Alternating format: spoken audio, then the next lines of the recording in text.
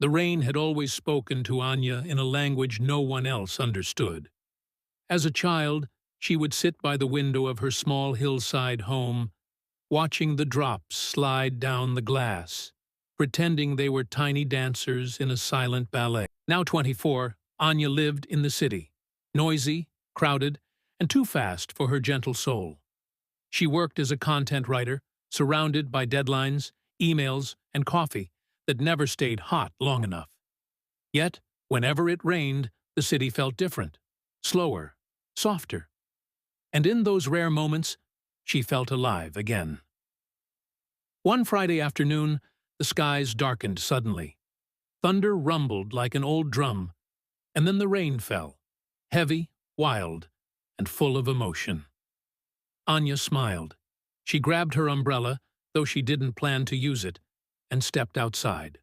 Her apartment was near a quiet park, and something about that moment pulled her there.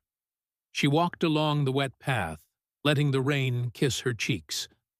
The scent of wet earth filled her lungs, and for the first time in weeks, her shoulders relaxed. That's when she saw him.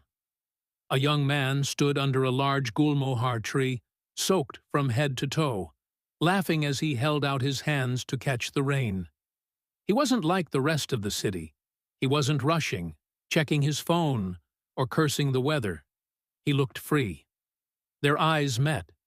It was only for a second, but it felt like something ancient had woken inside her.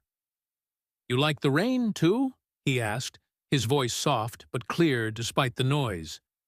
Anya nodded, a shy smile tugging at her lips. "I love it. Always have." He walked over, careful not to slip. "I'm Karan," he said, offering his hand, still dripping with rain. "Anya." Neither spoke for a moment. The rain filled the silence between them, not awkward, but peaceful. "Most people run from the rain," he said, chuckling, "but you walked into it." "I think it washes everything away. The stress, the sadness, the noise inside," she replied. He looked at her with curious eyes, as if trying to memorize her thoughts. "Do you come here often?" She laughed. "That line is older than this park." Karan laughed too, a deep, warm sound that made her heart flutter unexpectedly. They walked together for a while, not saying much. Sometimes you don't need words when the moment is perfect. Before leaving, he asked, "Would you meet me here again? Next time it rains?" Anya paused, then nodded. "Only if you promise not to bring an umbrella." "I promise." And just like that, a story began. One written not in ink, but in raindrops and glances, and the soft hush of footsteps on wet earth. Over the following months, the rain became their secret world. Every shower brought them closer. They shared coffee under trees, danced barefoot in muddy paths, and told each other things they hadn't said to anyone else. Anya learned that Karan was a photographer.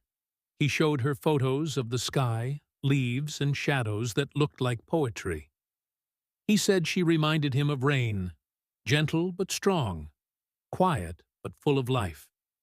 And Anya, for the first time, began to believe that maybe love didn't need a grand story. Maybe it could bloom slowly, like moss after a rainstorm. One evening, as they sat watching the drizzle from a hilltop, Karan turned to her and said, "They say some people wait their whole lives for sunshine. But I think I was waiting for rain." She didn't reply. She simply leaned her head on his shoulder, listening to the sound of raindrops falling around them, and the quiet rhythm of two hearts finding each other.